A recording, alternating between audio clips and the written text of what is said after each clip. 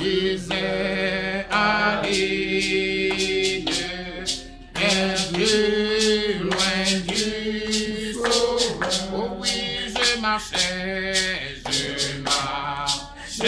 là, ma vie de joie et de bonheur. Quand de Christ, l'amour resplendit,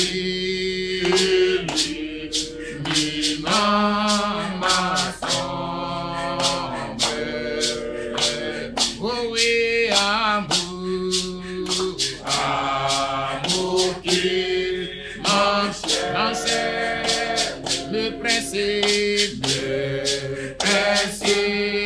m'entraîne. Amour qui me sauve de la mort. Il me soutient, me garde et me guérit par les blessures, guérit par les blessures de l'homme, la paix de mes souillures, la paix de mes souillures, par le sang rédempteur. Je redirai ce grand amour qui m'enveloppe mystérieuse. Oh oui, amour qui m'enchaîne, me presse m'entraîne. Amour qui me sauve de la mort. Il me soutient, me garde et me renforce. Cet amour ineffable, qui le racontera? Si ce n'est ce racontera, si ce n'est ce coupable que Jésus libère, je chanterai ce grand jusqu'à la fin de mes jours. Oui, jusqu'à la fin de mes jours. Oh oui, amour qui m'enchaîne, le principe m'entraîne. Amour qui me sauve de la mort. Amour qui me soutient, me garde et me encore cet amour ineffable, cet amour ineffable qui racontera. Si ce n'est ce coupable, si ce n'est ce coupable que Jésus libère, je chanterai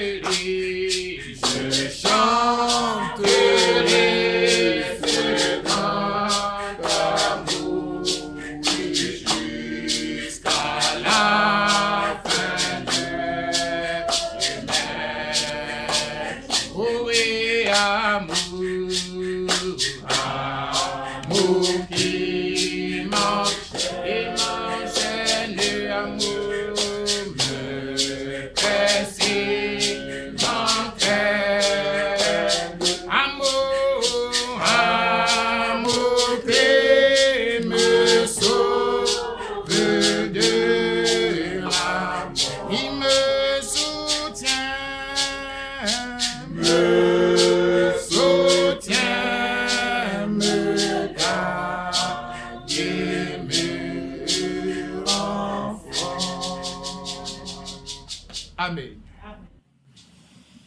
Amen. C'est vrai, il n'y a rien de plus beau que d'avoir ce grand amour qui nous sauve de la mort, qui nous sauve, qui nous soutient, qui nous garde et qui nous rend forts. Et c'est tellement beau. Le matin, nous étions arrivés au repos. Quand il a dit, et vous trouvez le repos, je vous donnerai du repos. Si on poursuit au verset 29, il nous dit, prenez mon joug sur vous, recevez mes instructions, comme c'est écrit, apprenez de moi, ou recevez mon enseignement. Nous vivons, marchons avec Dieu. Amen. Ceux qui sont partis, mais nous qui vivons là, comme ce matin, je parlais, cet après-midi, ce midi, je parlais à Emmanuel, comme il va porter ma chemise. Il dit, mais ma chemise est très belle. J'ai dit, mais tu sais, c'est la chemise que j'ai portée au jour de cette grande-mère. Il dit, pourquoi je porte ça? Pourquoi il ne porte pas de chose? J'ai dit, mais pourquoi il ne porterait pas ça? Si je ne porte pas, qui va porter? Ça ne va pas pourrir. Et puis de deux, elle ne va plus venir ici maintenant. Hein. C'est nous qui allons le chercher. Nous allons le trouver plus tôt. Mais il faut que nous marchions, nous vivons pour aller trouver nos morts. C'est ce que David a dit. Hein. Il dit, mais lui, il est parti. Il ne peut plus venir vers moi. Que je pleure pas, l'enfant ne viendra plus. C'est moi qui irai vers lui. Et que Dieu nous aide à garder le cap, à garder l'équilibre, afin que nous partions un jour voir nos frères Robert, nos frères Mébé Philippe, tous ces bien-aimés frères qui nous ont devancés dans la gloire, des sœurs qui ont marché. Et ça, nous avons le témoignage, c'est vrai. Que la gloire lui revienne. Amen. Je disais que, excusez-moi de venir, je parlais des enfants, j'ai dit, quand il m'assoit pour observer, notre Seigneur a mis 3 ans pour remettre de l'ordre complètement dans la vie de notre avant qu'elle ne parte. Et Zélé me dit, mais j'ai observé la même chose. J'ai dit, moi j'ai observé, j'ai regardé pendant 3 ans. Des choses ont complètement changé. Dans sa manière de vivre, dans sa manière de faire, dans sa manière de parler, dans sa manière de recevoir. Tout a changé complètement. Tout a changé. On ne savait pas que ça serait de si tôt. Mais Dieu fait toutes choses bonnes en son temps. Amen. Donc le matin, on a parlé un peu, pendant tout le temps, de ce qui nous fatigue, des choses dont nous nous chargeons nous-mêmes. Et tous ces éléments-là ont pour siège notre cœur. Le siège de tout ce qui fatigue, c'est le cœur. Le cœur est le siège de tous les problèmes, comme on l'a lu dans Matthieu 15, comme on l'a lu dans Romains 1, comme on l'a lu dans tous les livres de Jérémie. Je ne sais pas si on n'en a pas parlé aussi dans Proverbes. Non. Mais tous ces éléments nous ont montré seulement dans Romains 12 aussi. Tous ces éléments nous ont montré seulement que le siège de tout ce qui fatigue l'homme qui ne connaît pas Dieu, c'est le cœur. Et c'est pour ça que nous avons besoin de naître de nouveau. La nouvelle naissance là, elle est importante pour que le cœur de l'homme change. Parce que quand on naît de nouveau, la première chose que Dieu fait, comme on a lu, on n'a pas lu, on a l'habitude de le lire dans Ézéchiel 36, qu'est-ce qu'il fait? Il nous lave, il nous purifie de toute nos souillures. Et puis ensuite, qu'est-ce qu'il fait? Il nous donne un nouveau cœur. Il enlève ce cœur mauvais et méchant pour donner un nouveau cœur. Ce n'est pas qu'il va laver ce cœur-là, arranger ce cœur. Il dit, je le change, je vous donne un nouveau cœur. Donc, il enlève ce cœur-là pour donner un nouveau cœur. Et c'est par là qu'on peut observer, comprendre et connaître les véritables enfants de Dieu. Parce que quand c'est le cas, les choses changent radicalement dans la vie de l'homme concerné. Tout change. Tout change. Au point où on peut faire confiance à la personne. Pour la fois de neige, je vous disais ce matin que quand on a payé aux frères, je suis d'enregistrer tout ce qu'on fait, tout ce qu'on dit. Maintenant, je n'ai confiance en personne. C'est grave. Quand on en arrive à une situation où tu dis, je n'ai confiance en personne, je suis obligé d'enregistrer parce que demain, ça va changer. Et demain, quand ça va changer, il faut que je puisse te dire, voilà ce que tu as dit. Mais que Dieu nous aide à ce qu'on n'en arrive pas à ce point-là. Si on enregistre, c'est pour s'écouter. Ce n'est pas pour garder à l'égard de quelqu'un d'autre. Que ce ne soit pas comme ça. Que ce soit pour réécouter pour soi-même, comme on le fait là, pour réécouter. Parce que souvent, on pense que moi-même, je n'écoute pas. Il m'arrive de reprendre ce que j'ai prêché. Parce que je ne prêche pas à vous seulement. Hein. Le premier à qui je passe, c'est moi-même. Sinon, je ne passerai pas autant de temps à lire, à prier et à lire. Parce qu'il y a des moments où je ne réfléchis pas. Et puis, cela me vient comme ça, il me donne les éléments, je les prends. Mais après, il faut que j'écoute moi-même.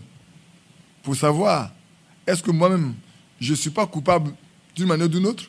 Je vous ai parlé la fois, le jour où on a enterré ma tante à Mbadou-Bouré quand on est arrivé. Je dis, mais quand on est arrivé là, je me suis assis pour me poser la question, est-ce que j'ai été moi-même tempérant? Est-ce que j'ai eu la maîtrise de moi dans tout ce qui est passé? Est-ce que j'ai fait ce que je devais faire en tant que croyant? Parce que j'ai prêché. On était sur 2 Pierre 1 quand ça arrivait. Alors, si moi qui prêche ne vis pas ce que je prêche, comment pourrais-je exiger de ceux qui écoutent la mise en pratique? Je ne peux pas exiger. Donc, s'il y a une exigence première, c'est par rapport à soi-même.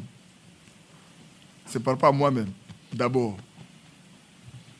Et ici, parlant un peu des choses dont on se fatigue ou on se charge nous-mêmes, le siège, c'est le cœur, et que Dieu nous aide à lui donner notre cœur, afin qu'il fasse de notre cœur ce qu'il veut, qu'il règne dans nos cœurs, qu'il siège dans nos cœurs, qu'il chasse de nos cœurs tout ce qui n'est pas de lui et tout ce qui n'est pas à lui, afin que nous lui appartenons pleinement. Et il nous invite, c'est pour ça qu'il nous invite à venir à lui, pour qu'il nous décharge. Il ôte le fardeau. Et puis, il veut nous donner du repos. Amen. Se reposer. Et on avait commencé à lire déjà dans Hébreux chapitre 3 et Hébreux chapitre 4. Donc on va relire dans Hébreux, on va reparler dans Hébreux chapitre 4 pour parler un peu du repos. Et puis ensuite, on peut même lire le verset 29 là pour ajouter, pour parler un peu de « Prenez mon joug sur vous ». Nous savons tous ce que c'est que le joug. Nous avons vu comment on attelle 2 bœufs dans le cadre de l'ensemencement, ou même pas l'ensemencement, pour sacler, pour faire des layons, pour qu'on puisse semer après tout ce qu'on veut semer. Les 2 bœufs sont attachés par un morceau de bois pour que les 2 puissent marcher dans la même direction. Pas qu'un aille à gauche, un aille à droite, mais on met ça sur le cou pour que les 2 puissent marcher ensemble. Et ici, le Seigneur nous dit de venir à lui pour prendre son joug avec nous, sur nous. Si nous voulons nous laisser conduire par le Saint-Esprit, nous devons nous placer sous l'autorité du Saint-Esprit. Nous devons nous placer sous Christ. Nous devons porter le joug avec lui. De sorte qu'on n'a plus de direction nous-mêmes à prendre. On prend sa direction. Et on a appris pendant tout le temps ici comment connaître la volonté de Dieu pour marcher selon la volonté de Dieu. C'est important, bien-aimés frères. C'est tellement important pour toute notre vie, connaître la volonté de Dieu est la chose la plus importante. Quand tu connais la volonté de Dieu, tu es sûr que Dieu sera avec toi. Et tu es sûr de remporter des victoires. Même dans des cas d'adversité, vous avez l'assurance. Comme c'est lui qui est avec vous, il vous montre le chemin à suivre et vous donne la victoire. Même si dans un combat, on aime bien chanter ce cantique. Notre ami fidèle, Ethan, c'est lui qui mène la mêlée et c'est lui qui dirige les combats. Ce n'est pas nous. Le combat viendra très certainement. Mais comme il a déjà remporté la victoire, placé sous son joug, on sait avec assurance qu'on a la victoire. Que rien ne pourra s'opposer à nous.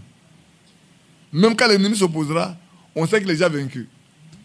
Nous, on combat dans la victoire. On ne combat pas dans la défaite. On combat de la victoire. Voilà. Dieu est bon pour nous. Hein.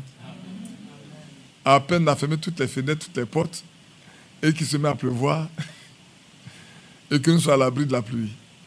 Que son nom soit loué. Donc, frères, il est important que chacun de nous se place sous le joug du Seigneur. Ça, c'est très important. Laissons-nous conduire par le Saint-Esprit. Car tous ceux qui sont conduits par l'Esprit de Dieu sont fils de Dieu. Amen. Et c'est important aujourd'hui, frères, que nous soyons conduits dans toute notre vie par l'Esprit de Dieu. C'est important. Excusez-moi le terme, je peux employer. Ne nous amusons pas avec. Ce n'est pas le temps de s'amuser. Ce n'est pas le lieu de jouer. C'est le temps de prendre tout au sérieux, de savoir que je dois faire la volonté de Dieu. Je dois chercher sa volonté. Et si j'ai sa volonté, je demande à son esprit de me conduire dans ce que je dois faire. De manière à faire uniquement ce qui plaît à l'Éternel. Et ici, il dit, prenez mon joug sur vous. Apprenez de moi. Frère, c'est important. Apprenez de moi.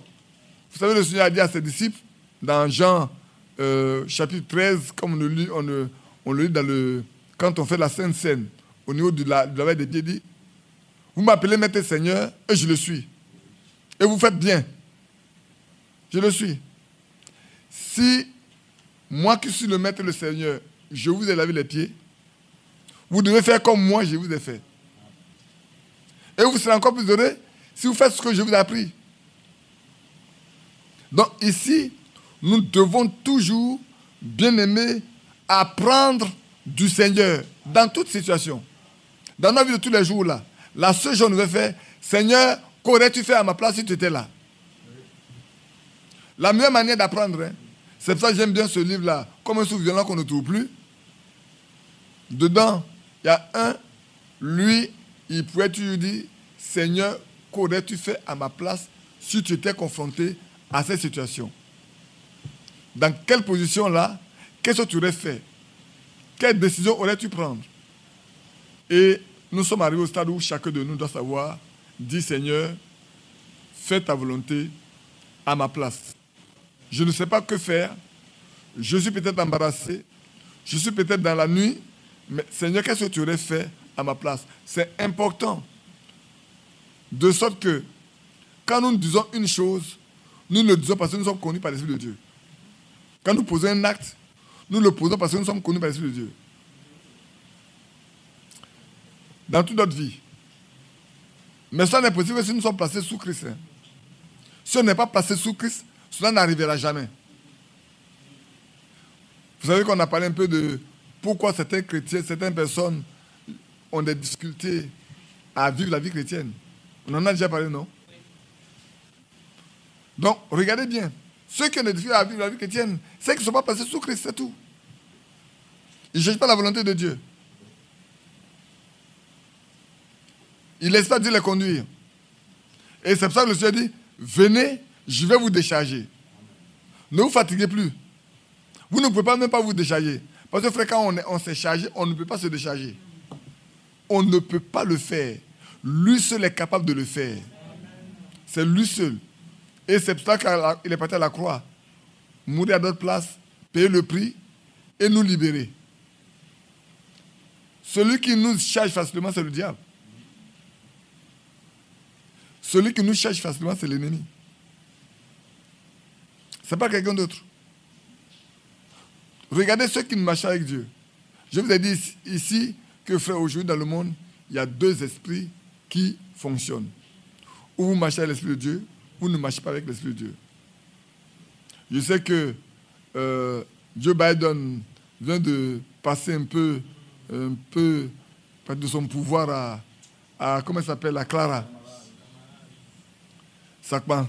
Peut-être Sakman, ça fait un peu de bruit au niveau des frères qui vont dire, voilà, frère Branham a dit qu'une fois qu'on connaît l'Amérique, on n'est pas encore à ce stade-là. Ceux qui ont écouté frère Branham, vraiment, ils mettent toujours en parenthèse, là, peut-être l'église catholique romaine.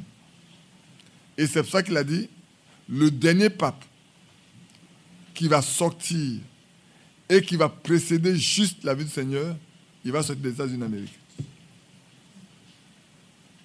Il va sortir des États-Unis d'Amérique. Pas de l'Amérique, hein. Parce que l'Amérique, il y en a 3. Il y a le Canada, il y a les États-Unis et puis l'Amérique du Sud. On a eu un qui est sorti de l'Amérique du Sud, tout le monde a commencé à trembler un peu. On leur a dit, c'est pas ce que Frère Branham a dit. Il n'a pas dit, il dit des États-Unis d'Amérique. Et cela correspond à ce qui est écrit dans Après chapitre 13. La puissance qui est sortie, la baie qui est sortie de la terre là. L'Amérique est une terre vierge. Quand vous comparez cela à ce qui est dit dans Après chapitre 17, où l'autre est sorti des eaux, qui sont des nations, des langues, les peuples, ce n'est pas la même chose. Nous, on a des jalons. C'est comme si on a des poteaux indicateurs. Dieu nous aime, frère. Il nous a donné des poteaux indicateurs, ce qui fait qu'on marche, on regarde des poteaux. Et je dis, vous savez, je dis à la fin dernière, les gens prennent frère Branham et frère Franck comme le but. Non, ce sont des poteaux indicateurs. Ils sont des poteaux pour nous indiquer où on doit aller. Mais le but, c'est Christ. Amen. L'objectif final, c'est Christ. Amen. Comme Paul a été en son temps, pour ceux qui étaient avec lui, comme Irénée a été en son temps, pour ceux qui étaient avec lui, Martin Colomban, Martin Luther, Wesley, nous également, à notre temps, on a des poteaux indicateurs. C'est tout. Des personnes que le Seigneur a choisies, précieuses, des personnes précieuses qu'il a choisies. Mais frère, à cause de nous, c'est ce que les gens ne savent pas. Hein? Ce n'est pas pour eux-mêmes, c'est à cause de nous. Et tout prédicateur doit savoir que s'il est là, il est pour le peuple de Dieu, pas pour lui-même. Aussi, dans le temps, tu n'as pas compris ça, tu vas dans le décor. Tu vas dans le décor. Tu n'es pas là pour toi-même. Tu n'es pas là pour te prévaloir. Tu es là pour servir ceux qui appartiennent au Seigneur. C'est pour eux qui te suscitent. Alors prends garde de te glorifier, de te goinfrer, comme on le dit. Prends garde. Sois humble simplement. Parce qu'ils sont tellement précieux à ses yeux qu'il n'a pas hésité à donner sa vie pour eux. Ils sont tellement précieux à ses yeux. Frère, vous êtes tellement précieux. Nous sommes tellement précieux aux yeux de Dieu. Prenons ça ensemble. Que si Dieu donne à quelqu'un de prêcher, il doit être humble. Très humble. Parce que frère, en réalité, qu'est-ce que tu es? Rien du tout. Dieu peut amener son peuple à la perfection sans toi. La première que qu'elle a dit à Moïse, tu les as fait, tu ne dois pas rentrer. Le peuple n'est pas rentré quand même. Qu'elle a dit à Moïse, tu les as fait sortir, mais le peuple va rentrer. Est-ce que Moïse, le peuple là, n'est pas rentré sans Moïse? Ils sont rentrés sans Moïse. Il a décidé de les faire rentrer. Il a tous les moyens pour les faire rentrer. Moïse est resté là dans le désert, mais le peuple est rentré. Parce qu'il a décidé. Ce Moïse-là, qui a réapparu à la montagne de la transfiguration, il a réapparu là, mais auparavant, de l'autre côté, il n'est pas rentré dans la terre promise. Tout ce que Dieu fait là, tout est arrêté par avance et tout est parfait devant lui. Amen. Donc, bien-aimés frères, revenant sur notre texte, prenez mon joug. C'est une invitation, frère. Prenez mon joug sur vous et apprenez de moi ou recevez mes enseignements. Ce que je vous enseigne là, recevez ça. Frère, c'est pour cela que le Seigneur a suscité des serviteurs. Il a suscité des serviteurs pour nous. Il les a suscités pour nous. Quand il y a un Paul, quand il y a un Pierre, quand il y a un Jean, quand il y a un Jude, quand il y a un Jacques, c'est pour nous. Quand il y a un Branham, il y a un Paul, il y a un Franck, c'est pour nous. C'est pour nous. Nous sommes tellement précieux. Il veut nous porter à la perfection. Prenez mon joug et recevez mes instructions. Apprenez de moi. Frère, que chacun de nous apprenne de Christ. On dit maître, non? Il dit, vous m'appelez maître. Et on apprend tout de son maître. Le maître l'instruit. Il enseigne. Il donne des indications. Il donne des directives. Et il nous dit, car il est doux et humble de cœur. Si nous recevons ces instructions, nous aussi nous devons être humbles et doux. Amen. Apprenons à être doux. Apprenons à être doux. Ça, on peut le lire dans Philippiens, on peut le lire dans Colossiens. Apprenons à être doux. C'est important. C'est très important d'être doux. Dans tous les domaines. Avec les enfants, avec sa femme, avec son mari, avec les voisins. Apprenons à être doux et très doux. Comme les hommes aiment le dire, on n'attire jamais les mouches avec du vinaigre. Si nous voulons amener les gens à la foi, nous devons leur prouver qu'il est bon d'être avec Christ. Amen. Nous devons leur montrer quelle est la douceur qui sort du croyant. De l'amour qui vient du croyant. Malheureusement, aujourd'hui, c'est difficile même de parler de Dieu à quelqu'un à cause du mauvais comportement de nous qui prétendons être des croyants, des chrétiens. Comme je vous ai dit ce matin, où un frère ou une sœur a invité des gens à Yopougon. Et puis, quand ils sont arrivés, ils disent, mais c'est pas là où les gens se séparent là, ça. C'est pas là, ça, où les gens se séparent là. C'est là que tu nous envoies. On va faire quoi ici? Et puis ils sont retournés. Mais on donne un exemple qui n'est pas de Dieu. On se chasse. On ne s'accepte pas. On se repousse. On traite des autres comme des parias. Comme des perdus. Mais si quelqu'un est perdu, ayons compassion. Allons le chercher. Comme on aime chanter ce cantique-là, non? Savons-nous le prix d'une âme? C'est vrai. Cherchons-les. Alors, on ne cherche pas ceux qui sont, on pense être perdus. On les juge, on les condamne. Est-ce que quelqu'un est venu voir chez vous pour vous dire, mais pourquoi vous déplacez à l'église? On vous appelle. Ah, vous partez chez Badi. N'allez pas. Hein. Vous mettez juste en garde. Mais quand vous dites, allez-y par là, il va dire, quoi? Non. Non, je ne veux pas son numéro. C'est un vrai perdu. Mais moi, je suis bien heureux de savoir que vous qui venez là, vous faites du progrès. Amen. Ça, je suis bien content qu'il y a un témoignage. Tandis que ailleurs, c'est un problème. Moi, je suis bien content de savoir qu'il y a du progrès au milieu de vous.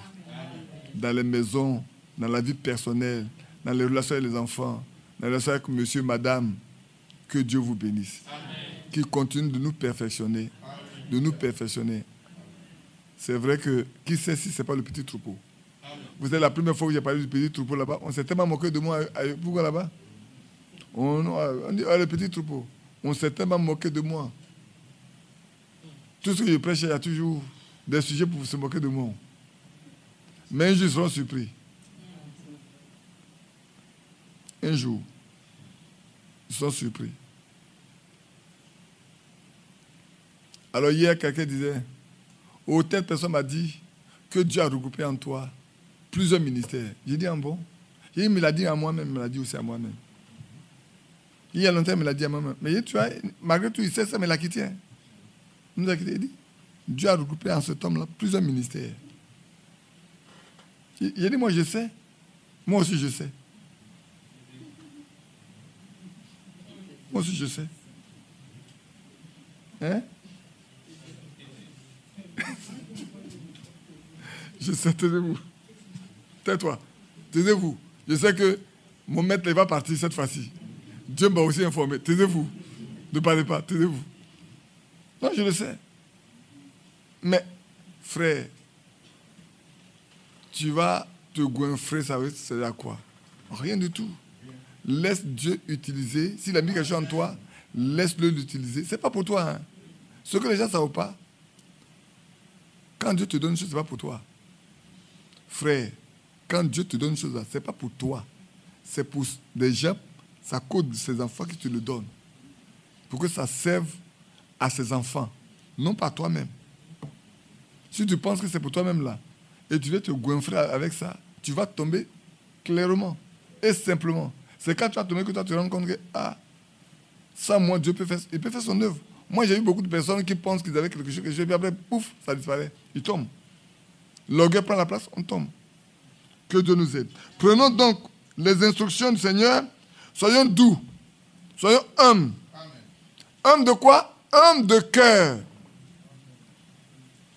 On va revenir au repos, hein. Mais soyons doux et humbles de cœur.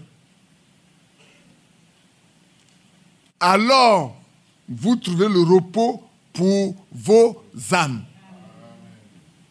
Nos âmes ont pour siège le cœur. Et ce matin, on a vu que tous les fardeaux, tous les problèmes, toutes les situations, c'est dans le cœur que ça se passe. Ce qui veut dire en clair que l'âme qui est dans le cœur, qui est souillée, cette âme aussi est souillée.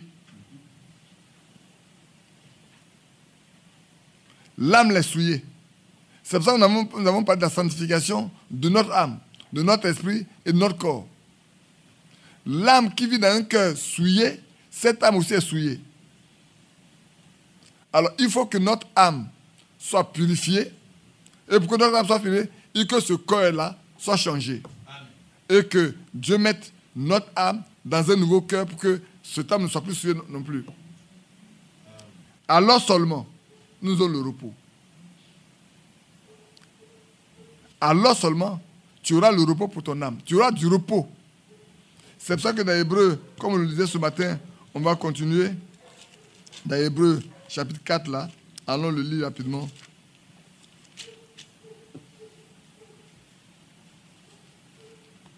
L'invitation qu'il a lancée ici est une mise en garde. Parce que dans Hébreux, chapitre 3, on avait lu que si aujourd'hui on entend sa voix, ne vont pas adoucir nos cœurs. Parce qu'il avait invité ceux qui étaient avant nous à aller dans le lieu de repos. Et ils n'ont pas écouté, n'ont pas marché. Alors il leur a refusé le repos. Il leur a dit, ne rentreront pas dans ce lieu de repos. Ce n'est pas dans la vie de refuge. Hein. C'est dans le pays de repos. Ils ne sont pas rentrés. Et au chapitre 4, verset 1, il dit, craignons. Ayons crainte. C'est important, frère. Ils disent, vous aurez le repos pour vos âmes. Si vous êtes doux et humble dans vos cœurs, alors vous aurez le repos pour vos âmes. Et comme il nous invite, il dit, craignons. Tandis que la promesse d'entrer dans son repos subsiste encore.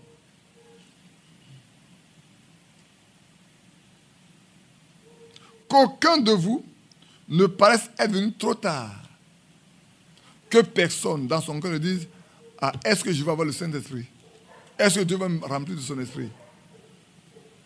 Ne doutez pas. Amen. Croyez que la promesse est aussi pour vous. Amen. Croyez-le. Amen. Et vivez en fonction. Amen. Marchez en fonction. Parce que la Bible dit, il donne le Saint-Esprit à ceux qui lui obéissent. Amen. Donc il nous invite à être doux et humble de cœur. Demandons-lui de nous rendre doux et humbles de cœur. Amen. Et puis maintenant, engageons-nous à obéir. Parce qu'il a dit, venez et apprenez de moi. Recevez mon enseignement. Recevez mes instructions. Et soyez doux et humbles de cœur. Alors, seulement, vous aurez le repos pour vos âmes. Cette bonne nouvelle nous a aussi nous a été annoncée aussi bien qu'à eux. Mais la parole qui leur fut annoncée ne leur servit de rien. Frère, j'ai failli dire Seigneur, aide-nous. Et c'est vrai. Seigneur, aide-nous. La parole qui a été annoncée à tous ces hommes-là, toutes ces femmes-là, n'ont pas servi à quoi que ce soit.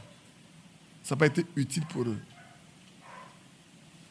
Alors, ils ont été incrédules. Ils ont murmuré.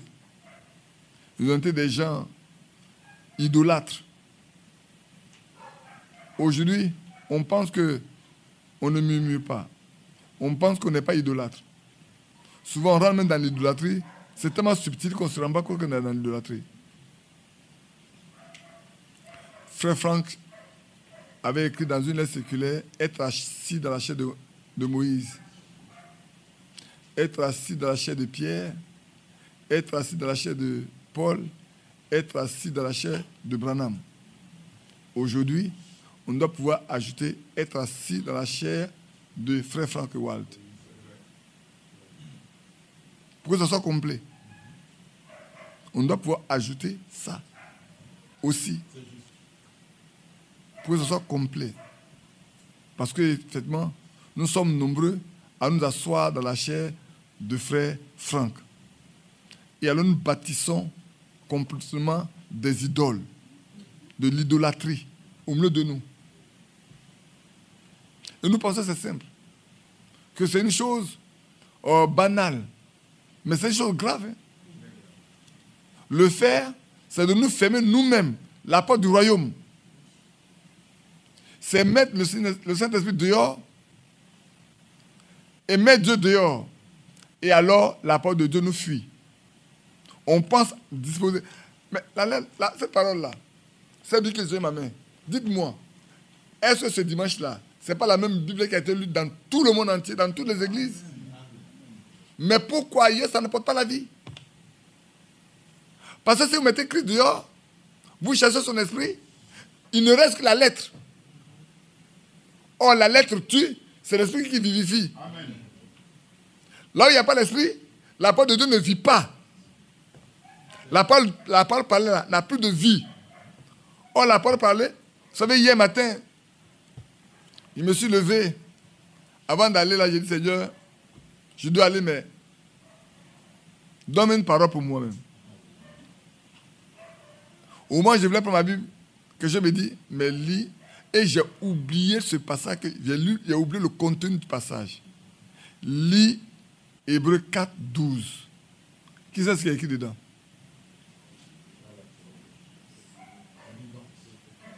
Je vous dis que j'avais oublié complètement ce verset. Et puis il me dit, lis. J'ouvre ma Bible, je lis. Elle est devant moi. Car la parole de Dieu est vivante et efficace, plus tranchante qu'une épée, quelconque à deux tranchants, pénétrante jusqu'à partager âme et esprit, jointure et moelle. Elle juge les sentiments et les pensées du cœur. Et je suis resté tranquille. J'ai dit, j'ai compris. Tu vas juger les pensées de nos cœurs. Ta parole là va venir nous juger nous-mêmes. Et moi, j'ai vu hier, quand j'ai pu parler, on n'a fait que poser des questions, puis après on est parti. On n'a plus rien fait de particulier. Mais ce passage, pourtant je le connais bien. Mais quand il m'a dit, lis ça là, c'est même pas venu à l'esprit que c'est de ça qu'il est question. J'ai ouvert ma Bible. C'est quand j'ai ouvert ma Bible, Dieu fait des choses, hein. Des choses simples. Vraiment, dans la simplicité que tu ne fais pas attention, tu penses que c'est... Non. Est-ce que c'est de ça là? Mais c'était tout simple et c'était vrai. Donc, bien aimés, revenons à notre passage. Car cette bonne nouvelle nous a été annoncée aussi bien qu'à eux. Mais la parole qui leur fut annoncée ne leur servit de rien. Parce qu'elle ne trouva pas de la foi chez ceux qui l'entendirent. La base, c'est la foi.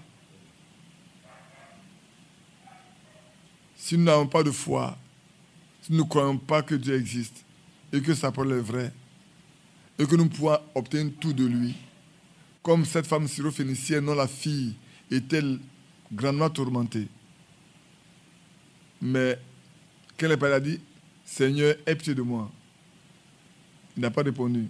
Elle continue d'écrire. Les autres, les disciples disent, il faut la chasser, elle écrit trop derrière nous. Elle dit, je suis envoyé seulement aux enfants d'Israël. Alors elle dit, Seigneur, fils de David, aie pitié de mon enfant qui souffre, qui est tourmenté par un démon. Il dit, on ne peut pas donner le pain des enfants aux petits chiens. Ah oui. C'était nous aujourd'hui là. Ah, mon enfant, que tu le soignes là, ça tu me traites de chien. On allait dire ça. Hein? Mais elle, connaissant la personne à qui elle s'adresse, elle n'a pas dit ça. Elle dit, maître, mais les petits chiens, ils mangent les miettes seulement, qui tombent sous la table du maître. Ce que je demande là, je ne demande pas le pain. Laisse-moi prendre les miettes qui tombent sur la table là. Elle dit, femme, ta foi est grande. Va. Ta fille est sauvée. Et effectivement, sa fille a été délivrée. Frère, avoir foi en Christ, ça ne demande pas beaucoup de grandes choses. Hein. Ça ne demande pas des choses extraordinaires. Ça demande simplement de lui faire une entière confiance, de savoir qu'il a la capacité de. Il a le pouvoir de. C'est tout. Notre problème à nous, c'est qu'on n'arrive pas vraiment à savoir que notre Dieu là, il a le pouvoir de. Que quand il a dit une chose, elle demeure vraie pour toujours. Quand le Seigneur dit une chose là, sa parole demeure vraie pour toujours. Dieu n'a jamais dit une chose et puis après il est revenu là-dessus. Quand il a dit une chose là, c'est fini. Vous savez, je me souviens encore de la mort de la sœur de Demo Chakarian, la sœur de Demo Chakarian. Quand Frère Branham l'a vu mourir entre 4h et 4h30, 3h du matin, et qu'il en avait parlé, ils arrivent à Los Angeles pour une grande convention, et puis quelqu'un se lève et prophétise, ma fille ne mourra pas. Vous voyez la confusion? Ça crée la confusion. L'autre a dit, la personne va mourir. Et une personne se lève, dit, la personne va mourir. Alors, qui dit vrai? Ça crée la confusion. Et Billy Paul est confus. Il connaît bien son père. Et souvent, frère, c'est un problème. Hein? Il y a un problème souvent au niveau des croyants. Alors Billy Paul était obligé de dire à son père, mais papa, je ne comprends pas. Tu as dit que la femme... Et son père s'est arrêté pour lui dire, où tu es? Il dit, je suis à Los Angeles. Non. Tu es où exactement? Non. Où tu es à l'heure actuelle, là, où on a arrêté, là, c'est où? Il lui a dit, de même que tu as cet endroit-là, de même ce que je t'ai dit, s'accomplira. Et tu verras que Los Angeles même, là, va loger au fond de la mer. Pour que tu saches, avant que tu ne deviennes vieux, là, Los Angeles va loger au fond de la mer. Pour que tu saches que ce que j'ai dit là est vrai. Quand le temps est arrivé, quand l'heure est arrivée, le temps est arrivé là, elle est morte. Pour que Billy Paul se rende compte que ce que son père lui a dit comme ça, Los Angeles aura belle... Est-ce qu'il est mort? Billy Paul est mort? Il est encore vivant. Il est encore vivant. Hein? Bien-aimé frère. Et soit tu vois, le fils même était embarrassé. Il pouvait dire, ce que mon père dit, qui vient de Dieu là, ça n'a jamais changé. Dieu l'a toujours accompli, donc je reste tranquille. Mais il est poussé à aller demander à son père, papa, voilà ce que dit l'autre. Qu'est-ce qui va se passer? Souvent Dieu permet certaines choses qu'on ne comprend pas. Qui sait, ce n'est pas Dieu qui a permis pour qu'il confirme ce qui va arriver à Los Angeles. Il donne l'assurance que voilà ce qui va arriver à Los Angeles. Quand l'autre mourra, alors tu sauras que ce qu'il dit là, c'est vrai. Bien-aimés, craignons Dieu. Restons avec lui. Croyons que ce que Dieu dit est vrai. Croyez-le. Quand Sarah avait douté, je parle comme ça, oh, il a regardé le temps passer, l'âge passe. L'âge passe, il dit, bon, ce que Dieu a dit, c'est vrai. Peut-être c'est avec ma servante que Abraham, nous aurons un enfant. Puis en ce temps, leur loi leur permettait de donner leur servante à leur mari. Et l'enfant qui naît là, il naît sur le genou de la maîtresse. Et c'est la maîtresse qui est propriétaire ou maître de l'enfant. Alors il donne Agar à son mari et un enfant naît. Et ça devient un problème dans la famille. Des problèmes de disputes, de jalousie, d'orgueil. Vous savez que la même chose s'est passée avec Jacob, non? Léa et sa sœur Rachel. La jalousie a permis à Jacob d'avoir 4 femmes. Mais ce qui est paradoxal, c'est que ces servantes-là n'ont jamais rien réclamé. Elles sont toujours humiliées sous la puissance de leur maîtresse. Elles sont restées sous la puissance parce qu'elles connaissent bien les lois du pays. L'orgueil n'a pas habité leur cœur. De sorte que Jacob s'est retrouvé. Et on n'a jamais dit, quand on parle des enfants là, on dit seulement certains enfants de Jacob. Hein, on n'a jamais parlé des servantes là. Hein. On ne parle pas que de Léa et de Rachel. De Léa et de Rachel. Les autres là, on ne parle pas d'elles. On ne parle pas d'elles. Notre Dieu est bon. Amen. Alors on poursuit. La parole n'a pas trouvé de foi chez ceux qui l'entendirent. Pour nous qui avons cru, nous entrons dans le repos. Je crois que c'est la seule qui m'a posé la question. Frère Bonham me dit, si on n'a pas encore le Saint-Esprit, on n'a pas encore eu confiance à notre foi. C'est ça, non? Frère, soyons tranquilles. C'est vrai. Vous avez le Saint-Esprit.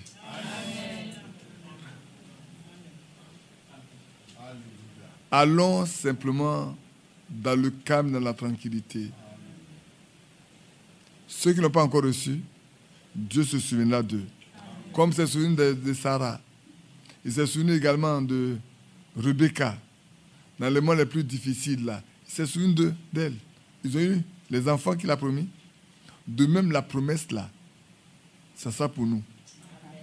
Ce que vous devez savoir, c'est que même au temps des apôtres, tous n'ont pas reçu le Saint-Esprit. Hein.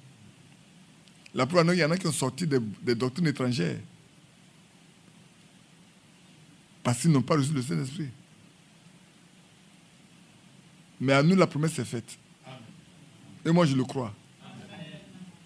Personnellement, je le crois. Que Dieu nous visitera. Peut-être le jour où on ne s'attend pas, c'est là qu'il le fera. Vous savez, je vous ai donné l'exemple de Los Angeles où, en 1906, avec les pentecôtistes, c'est un petit groupe. Ils ont dit, mais attends, autant des apôtres là. Il y a des dons, il y a des miracles, il y a tout ça là. Chez nous, on ne croit seulement pas de sainteté. Mais il y a rien. Dieu n'est pas au milieu de nous. On doit prier jusqu'à ce que Dieu nous remplisse de son esprit. Ils sont restés là. On peut peut-être se moquer d'eux. On dit, voilà les gens là. Et dit qu'en leur temps, ils pensent que Dieu va faire comme il a fait auparavant. Mais ils sont restés là, persévérants. Persévérants. Persévérants. Persévérants. Simplement dans le calme de la tranquillité, mais persévère. Et au jour où ils ne s'attendaient pas, le jour de la réunion, d'après l'histoire, a débuté timidement, lourdement même. La réunion là vraiment était lourde. Avant que Dieu ne vienne, l'ennemi vient toujours chercher à décourager. C'était lourd. Mais ils ont tenu. On a pu dire, frère, bon, comme on est fatigué aujourd'hui, arrêtons. Non. Ils ont persévéré, continué jusqu'à franchir ce petit cap. Vous voyez, ça me donne envie de vous parler de l'avion. Lui, il est pilote, il sait bien qu'il est militaire. Avant de traverser le mur de son, pour qu'on parte plus librement, le décollage, ça va, tu entends le bruit de l'avion, c'est lourd. Quand on traverse le mur de son, le bruit change complètement. Moi, quand je monte dans l'avion, j'attends toujours le changement de bruit pour me coucher. Aussi longtemps, on n'a pas encore changé le bruit là. Je sais qu'on n'a pas encore traversé le mur de son et que maintenant, le gars peut aller tranquillement et puis mettre le pilote automatique. Et à ce moment, vous voyez que les hôtels sont assis. Hein? quand on traverse le mur de son et que tout devient stable, en même temps, vous voyez les hôtesses là, allez, elles se desserrent et puis elles vont passer par se déplacer de l'avion. Aussi longtemps que je ne vois pas ça, je sais que c'est encore difficile. L'avion n'a pas encore atteint son niveau stable. Et dès qu'on atteint ce niveau-là, on s'en va tranquillement. Et c'était la même chose. Mais quand ils ont traversé ce cap-là, net, l'Esprit de Dieu est descendu. Et c'était autre chose. La réunion a changé de couleur, d'envergure. C'est plus un homme qui conduisait maintenant. C'est Dieu lui-même qui était à la commande. Prions que nous ayons la foi pour croire les promesses divines. Amen. Car le Saint-Esprit n'est donné qu'à ceux qui lui obéissent.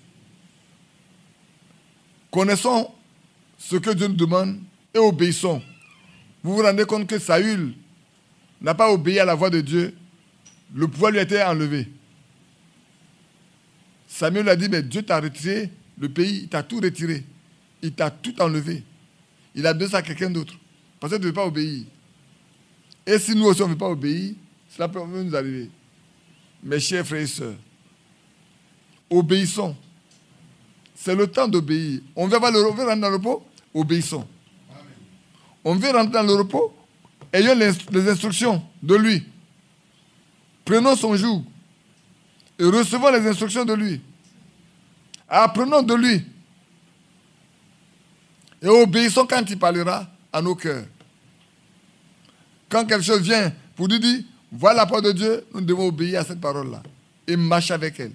Et vivre selon elle. Frère, ne pas le faire, ça coûte la vie. Hein? Ça peut coûter votre vie naturelle. C'est vrai. Si certains sont morts dans le désert pour n'avoir pas obéi,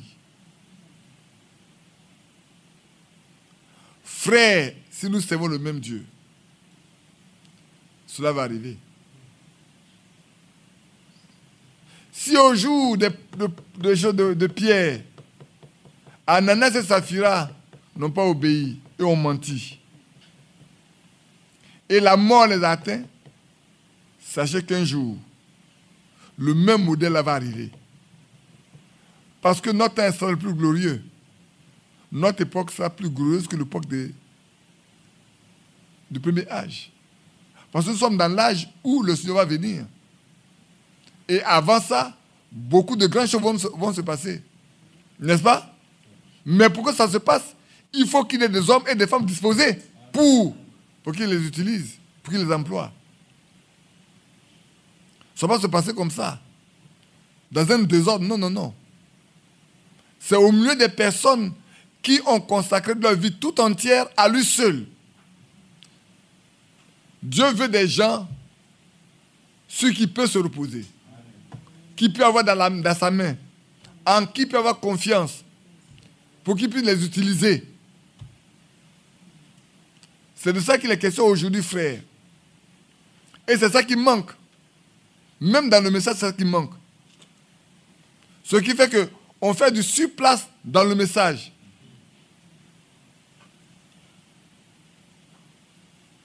Quelqu'un me dit, tu vas à l'église. Quand tu sors comme tu es rentré. Le matin, tu te quittes, chez toi, tu vas à l'église. Quand tu as fini, peut-être c'est 1h, c'est 2h, quand tu sors, c'est comme si tu es resté toute la maison à la maison, tout le temps à la maison. Tu es rentré, au lieu que tu sors avec un cœur peut-être lavé, nettoyé, joyeux, ou une instruction, ou une parole qui est venue changer quelque chose dans ta vie, tu reviens comme tu es parti. Si ça doit être le même cas ici, dites-le moi, hein, pour qu'on puisse passer le temps plus à genoux. Ça ne doit pas être la même chose. Quand tu quittes chez toi, tu viens, Dieu doit te parler. Amen. À titre individuel. Amen. Ce que je reçois n'est pas ce qu'elle reçoit, n'est pas ce que lui reçoit. Chacun de nous a un besoin. Amen. Et Dieu doit répondre aux besoins de chacun de nous. Amen. De sorte que demain quand il y a réunion, je dois courir. Ah oui, c'est pour ça que je peux venir. Mais si je viens chaque jour et puis je repars demain, c'est la même chose. Mais à un moment donné, il va y avoir une lassitude. je sors là. Qu'est-ce que j'apprends même? Je dépasse mon argent, je dépasse mon temps et même m'asseoir. Quand je sors, il n'y a rien de nouveau. C'est tout la même chose. C'est toutes les mêmes récitations. Mais c'est pas aller rencontrer des frères seulement. C'est pour la communion. Comme un frère disait, j'étais avec Jean-Marie, il a dit, ça saoule. Si je vais là-bas, ça coûte une communion fraternelle. Mais sinon, ce que je vais là, je vois là, ça me saoule.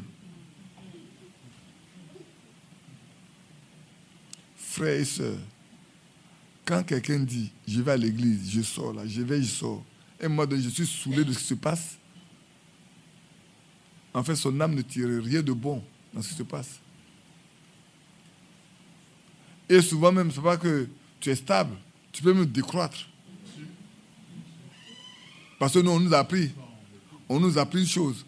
Quand tu lances un caillou, ça monte. Quand ça a pu monter, ça commence à descendre. Jusqu'à bon, ça fait tomber. Il ne faut pas que ça nous arrive. Hein. Bien-aimés frères, mes soeurs, mes enfants, que cela ne nous arrive pas. Que Dieu nous donne de grandir. Même si ce n'est pas rapidement, mais doucement. On regarde doucement. On va doucement. On avance doucement. On n'est jamais, on ne se stabilise pas. On monte toujours. Non, on ne se stabilise pas. On est toujours en pente. On y va progressivement. Tous les jours, jusqu'à ce qu'on arrive au sommet. Amen. Que Dieu nous bénisse. On poursuit. Pour nous qui avons cru, nous rentrons dans le repos selon qu'il est dit. Je jurai dans ma colère, ils n'entreront pas dans mon repos. Il dit cela quoique ses œuvres aient été achevées depuis la création du monde. Car il a parlé quelque part ainsi du 7e jour. Et Dieu se reposa de toutes ses œuvres le 7e jour. Et ici encore, ils n'entreront pas dans mon repos. Or, puisqu'il est réservé à quelques-uns, que ce soit nous. Amen. Que nous sommes ces quelques-uns-là. Frère, c'est important que tu dises que je sois parmi ces quelques-uns. Amen. Et puisqu'il est encore réservé à quelques-uns d'y entrer, et que ceux à qui d'abord la promesse a été faite ne sont pas entrés à cause de leur désobéissance. Si nous désobéissons, nous n'entrerons pas non plus. Si nous sommes désobéissants, si Dieu nous parle, il nous montre les choses, et puis on ne veut pas faire, on veut écouter les hommes, on veut faire ce qui plaît aux hommes, nous n'entrerons pas nous aussi. Écoutez Dieu et Dieu seul. N'écoutez pas les hommes. Si vous venez dire Seigneur, parle-moi, que Dieu vous parle. Que Dieu nous parle. Que Dieu nous révèle ce qui nous manque. Afin qu'on y mette de l'ordre. Afin qu'il comme. Là, à la fin, le repos là va nous être accordé. On va rentrer tranquillement dans le repos, sans effort. On ne fait pas d'effort. Quand vous lisez dans Acte là, est-ce que les apôtres ont fait des efforts ce jour-là? Non. Même dans Acte 4, ce jour-là, quand Jean et Pierre sont arrivés, qu'ils ont raconté ce qui leur est arrivé, ils sont mis à prier. Ils ont fait des efforts. Ils n'ont pas mis à prier, ils ont loué Dieu. Ils disaient, mais que tu étends ta main afin de faire des produits, des miracles. Et puis, le lieu a tremblé. Tous, ils ont été visités. 3000 en un seul jour, à un seul moment. 3000. Et puis quand tu regardes la prière qu'ils ont adressée, c'est comme si tout le monde adressait la même prière. Les mêmes mots. Comme un seul homme qui a parlé. Moi, quand je lis certaines choses dans la Bible, je dis, mais notre Dieu est bon. Hein? Quand tu vois la prière là, qu'ils ont adressée, c'est comme une seule personne au milieu d'eux qui a parlé de leur part à Dieu. Mais pourtant, on dit, ils étaient tous en prière et ils ont parlé. Ils ont été inspirés de la même manière à apprendre la même chose. Et Dieu a écouté et a exaucé au même instant. Aujourd'hui, quand nous rencontrons, quand nous avons à prier, même pour le même sujet, chacun peut parler, aller, mais un jour va arriver. Je suis persuadé. Quand on va dire, frère, on prie pour tel sujet-là, ça c'est comme une seule personne qui prie pour nous tous. Alors que nous tous nous allons parler. Mais ça c'est comme une seule personne. Parce que quand on est conduit par le Saint-Esprit, c'est comme ça que ça se passe. C'est le même là qui part par la bouche de tout le monde. Alors on poursuit. Or, puisqu'il est encore réservé à quelques-uns d'y entrer, et que ceux à qui d'abord la promesse a été faite ne sont pas entrés à cause de leur désobéissance, Dieu fixe de nouveau un jour, aujourd'hui. Amen. Amen. Vous savez le mot aujourd'hui? Demain, c'est aujourd'hui. Après-demain, c'est aujourd'hui. N'est-ce pas? Chaque jour, c'est aujourd'hui. Et un jour sera le dernier aujourd'hui. Un jour sera le dernier aujourd'hui. Comme on voit que chaque semaine, il y a un samedi, il y a un samedi, il y a un samedi. C'est pas vrai? Un jour, il va y avoir un dernier samedi.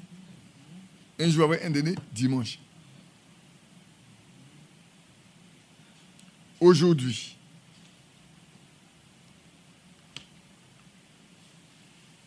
Qu'est-ce qu'il dit?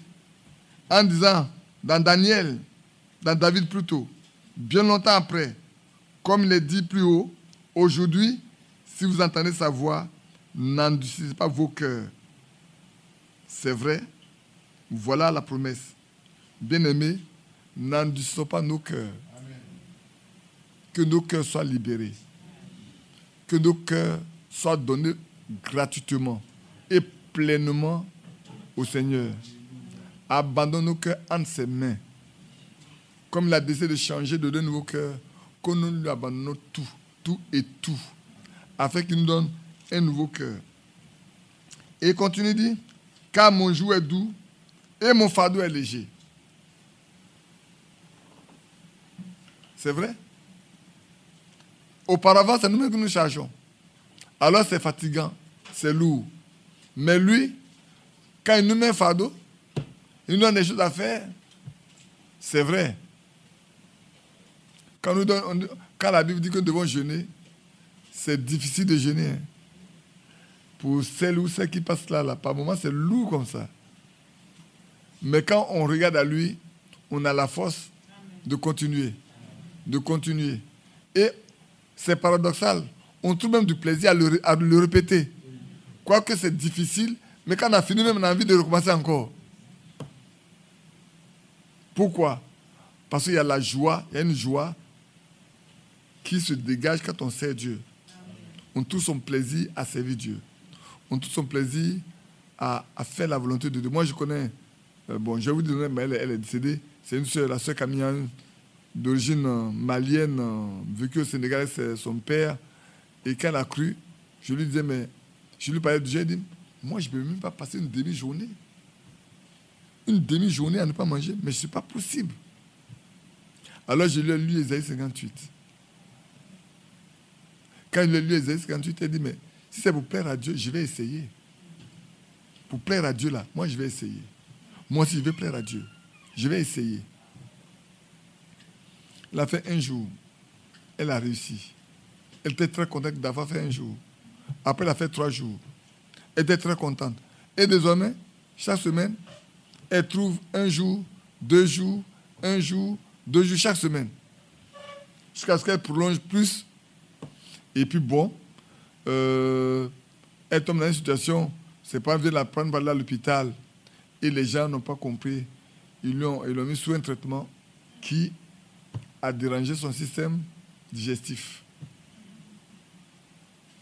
C'est pour ça que quand vous jeûnez, ne prenez pas de médicaments. Ne prenez pas de médicaments. Et puis après, ils lui ont pris des médicaments, elle a pris. Elle m'a dit de prendre. J'ai dit non, il ne faut pas prendre. Mais les parents lui ont dit de prendre. J'ai dit, il ne faut pas prendre. Quand je me suis tourné, ils l'ont obligé à prendre les médicaments. La situation s'est aggravée. Il est arrivé à l'hôpital. On dit, mais qu'est-ce que tu as pris? Il dit, mais c'est le médicament que vous avez prescrit là. Qu'elle a pris? Ce sont les médicaments que vous avez prescrit qu'elle a pris. Et c'était compliqué. Et pour finir, bon, moi j'ai dit, c'est Dieu qui a voulu qu'il en soit ainsi, qu'elle aille se reposer. Et c'est vrai. Mais elle y trouvait son plaisir parce qu'elle a compris qu'il faut plaire à Dieu. Donc ici, comme le Seigneur nous dit, car mon joug est doux et mon fardeau est léger. Alléluia. Amen. C'est beau de marcher ainsi. Mais pour y arriver, je vous ai dit, compte tenu de l'état de nos cœurs, initialement, Pour qu'on puisse aller, c'est qu'on passe par la nouvelle naissance. J'ai bien envie de poursuivre avec la nouvelle naissance, j'ai envie de m'arrêter pour qu'on puisse, après la veillée d'Akouré, parler vraiment posément de la nouvelle naissance. Pas qu'on n'en a jamais parlé, mais je voudrais qu'on revienne là-dessus. Qu'on revienne vraiment là-dessus pour chacun de nous, pour qu'on s'arrête, pour voir si on est né de nouveau. Ce matin, j'en parlais, la fin de je parlais, mais il y a des frères qui ont, quand ils ont appris ce message, ils sont entrés dedans et ils n'ont pas attendu d'avoir une expérience personnelle avec le Seigneur là-dedans. Ils sont entrés dedans. Et puis ils marchent, ils s'en vont. Mais quand il y a des situations, ils ne savent pas quelle décision prendre. Ils ne savent pas quelle position prendre. Ils sont ballottés à tout vent. Aujourd'hui, ça arrive. Hein. Vous savez, des gens, ils ne savent même pas. Tu parles ici, ils sautent ici. Tu parles ici, ils sautent ici. Tu parles là, ils sautent ici. Ils ne sont pas stables. Or, un vrai croyant qui a connu Dieu ne peut pas se laisser influencer par ce qui se passe. Il y a un qui gouverne. Il y a un qui tient le gouvernail. C'est qui? C'est Christ. Sa vie là, il a une ancre. Comme un bateau qui a une ancre. Quand il y a la tornade là, on descend, on jette l'ancre. Et puis, on attend. Le croyant, quand tout ne va pas, il jette l'ancre. Il sait qu'il est ancré en Christ. Il s'arrête. Il prie et puis il reste tranquille. Il sait que la tornade va passer. La tempête va passer. Mais lui, là où il a arrêté là, il est arrêté avec Christ. Rien ne viendra lui faire changer d'avis.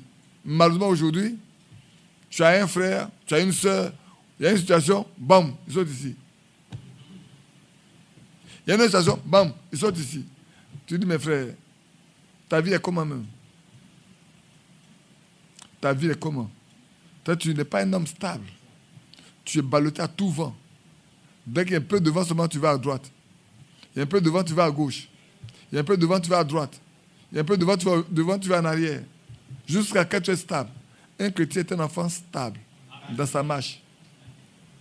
Le Seigneur a dit, celui qui entend ma parole et qui les met en pratique, il est comme cet homme-là, prudent, qui en prévision de la tornade, de tout ce qui va arriver, a bâti sa maison sur le roc. En prévision des épreuves qui vont arriver là, lui, il a été fondé sur le roc.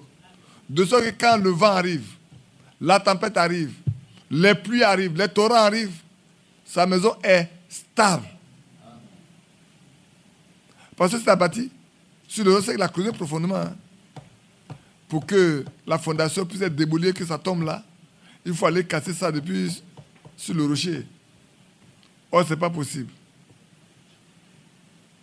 Mais ceux qui ne mettent pas ces paroles en pratique, ils sont comme les gens qui ont bâti sur le sable mouvant. Dès que la pluie commence à venir, ça tremble. Quand la pluie devient abondante, ça coule, la pluie de fondation, ça tremble. Vous voyez Abidjan maintenant, il y a trop d'inondations et beaucoup de maisons souffrent.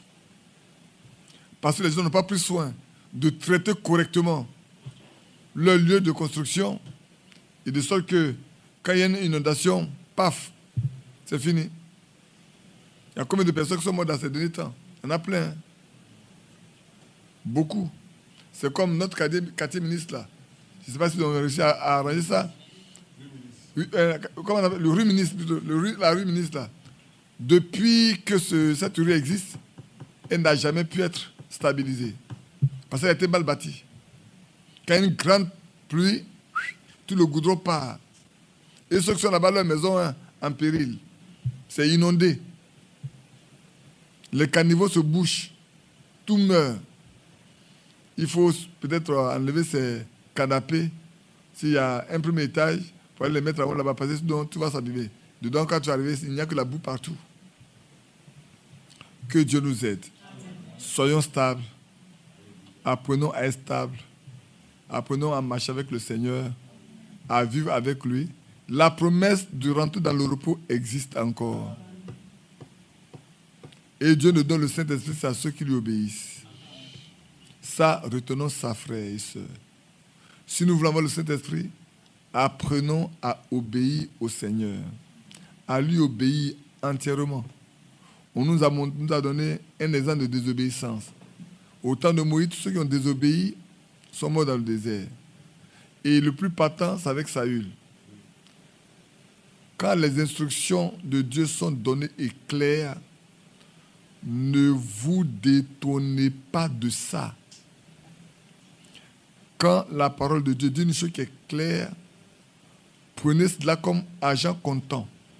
Marchez avec, restez-y. Ne vous détournez pas de ça. Saül pensait qu'il pouvait faire ce qu'il veut. Ça lui a coûté sa royauté. Ça lui a coûté sa royauté. Il y a eu quelques guerres qu'il a remportées après, mais malgré tout, ça lui a coûté sa royauté. Il a fallu que David vienne pour que les soldats puissent vaincre Goliath. Que Dieu vous bénisse. Jean-Marie, tu veux faire chanter un cantique et puis après on va mettre fin à la réunion. On va finir un peu plus tôt qu'on en a eu l'habitude aujourd'hui. Dieu tendresse, dispensateur de tout bien, toi qui sans cesse, nous rends joyeux et heureux. Oh Dieu de tendresse, Dieu de tendresse, dispensateur de tout bien. Toi qui sans cesse nous rends joyeux et heureux. apprends-nous à aimer, Apprends-nous à aimer, apprends-nous sans jamais nous lasser. reçois Accepter de nos cœurs reconnaissants. apprends-nous à obéir, Apprends-nous à obéir, Seigneur. Apprends-nous à obéir sans jamais nous lasser. Seigneur, reçois ces présents de nos cœurs reconnaissants. oui, Dieu de tendresse, Dieu de tendresse, dispensateur de tout bien. toi qui sans cesse, Toi qui sans cesse nous rends joyeux et heureux. apprends-nous à t'aimer, Apprends-nous à t'aimer, Jésus. Apprends-nous à t'aimer alléluia, sans jamais nous lasser. Seigneur, reçois à ces présents de nos cœurs reconnaissants. apprends-nous à obéir, Apprends-nous à obéir, Seigneur. Apprends-moi à alléluia, obéir sans jamais me lasser. Seigneur, reçois À mes présents de nos cœurs reconnaissants. Samedi prochain, on a couru pour la veillée. Donc, nos bien-aimés qui sont en ligne, si vous voulez vous joindre à nous, c'est à partir de 21h, je crois, c'est ça. Hein? Comment? On ne va pas à 22h. On va passer à 21h. Quand c'est 22h, on prend trop le temps. On commence à 21h Je lui ai dit, et puis moi-même, j'essayais d'abord, vendredi déjà. Vendredi soir, je vais accourir. Je vais attendre là-bas. Puis on va commencer à 21h. On va pour veiller, pour chanter, pour louer, pour prier, pour écouter la parole de Dieu. Prions plutôt que Dieu nous donne d'être éveillés, d'être renforcés, d'être forts et qu'il nous parle. Vous savez, vous avez un grand enseignant là-bas, Yapi. Dieu qu'ils ne veulent pas parler, mais quand il commence à parler, ça fait tellement du bien. Peut-être je vais l'obliger à nous parler avant. Et puis après, on fait la scène. Et puis après, je vais parler un peu aussi. Et puis après, bon, ben voilà, on va chanter des cantines, mais je vais l'obliger à parler avant. Je viens de négocier avec lui. Je viens de négocier fort avec lui. C'est un grand négociateur. Hein. Quand on arrive là, il est là, il dit bon. Et puis bon, il arrive le premier, c'est lui qui parle, il dit bon, c'est Frère Badi qui va parler. Alors, quand on arrive là-bas, on ne peut plus discuter. Quand c'est annoncé comme ça. Mais je viens de négocier avec lui pour que Dieu lui donne de nous parler d'abord. Et puis ensuite, on fait la scène. Et on continue notre veillée tranquillement. Que son nom soit loué.